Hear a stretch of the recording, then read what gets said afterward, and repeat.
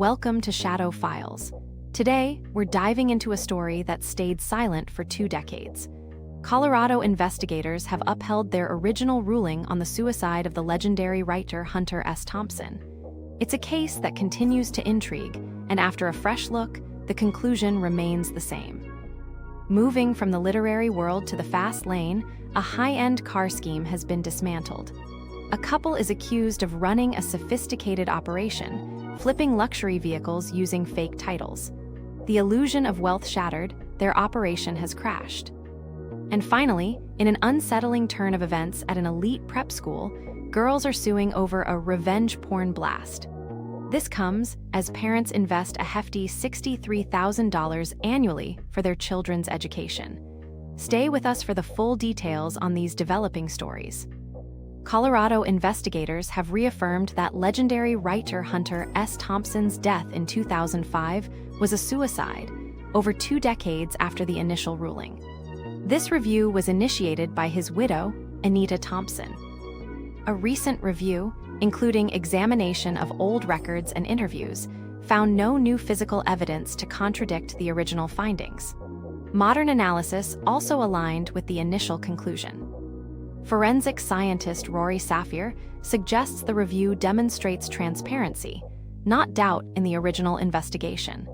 Concerns raised by family members prompted the independent re-examination. Safir emphasized that criminal investigations must be grounded in evidence, not speculation. Internet theories about Thompson's death were not considered valid in this renewed investigation. We're shifting gears to a story of luxury vehicles and alleged deception. A Florida dealership is at the center of a title fraud scheme impacting high-end cars. Michael and Emily Lucci, owners of Luxury Auto Source, are now facing a long list of charges, including racketeering and organized fraud for their alleged scheme. The investigation began after suspicious parts invoices were submitted for a Nissan GT-R, with authorities claiming they were vastly inflated from their true cost.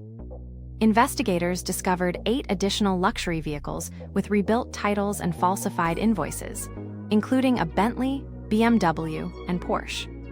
Alarmingly, a Dodge Charger involved in the scheme had multiple VINs, and its motor was traced back to a vehicle stolen from North Carolina. Authorities warn that these vehicles, with fraudulently obtained titles, pose a significant risk to unsuspecting buyers who could lose both the car and their money. The Lucci couple was arrested, but both have since been released on $30,000 bonds as the investigation into their dealership continues. A disturbing lawsuit reveals a former teacher allegedly threatened to unleash intimate images of 2 teenage girls, coerced from them when they were just 13. The former teacher, Winston Nguyen, is accused of soliciting nude photos and videos, then sharing them with other students after a betrayal of trust. The civil complaint names St. Anne's School, alleging administrators were warned repeatedly about Nguyen's disturbing behavior but failed to act. Shockingly, school officials reportedly knew Nguyen had served prison time for financial exploitation when they hired him in 2020. The lawsuit marks the first public accounts from victims, though St. Anne's disputes the allegations and claims misrepresentations. The girl's attorney states the school ignored every warning sign, coddling a known predator and refusing to accept responsibility for the harm caused. The young victims are deeply traumatized, experiencing devastation, depression, and anxiety, but are bravely fighting for accountability. This case highlights a critical failure in protecting young students. The fight for justice and accountability continues.